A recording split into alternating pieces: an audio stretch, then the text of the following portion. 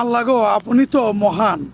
আপনি তো আপনার দয়ার সাগর দিয়ে দুনিয়া এবং আখেরাত বানিয়েছেন। আমরা আপনার গোলামি করি সারা দিন, কিন্তু করি না, আপনার সাথে বেইমানিও করি। তবু কিন্তু প্রত্যেকটি মানুষের রিজিকের ব্যবস্থা আপনি করে রেখেছেন।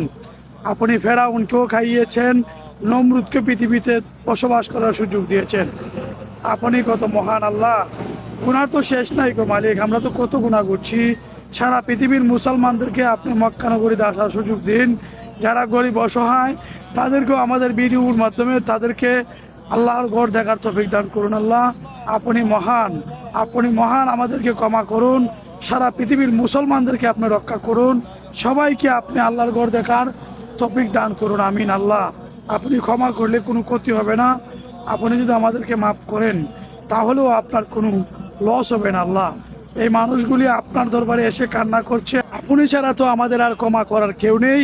তাই আপনাকে বারবার অনুরোধ করছি, আল্লাহ আপনি আমাদেরকে ক্ষমা করুন। আমিন।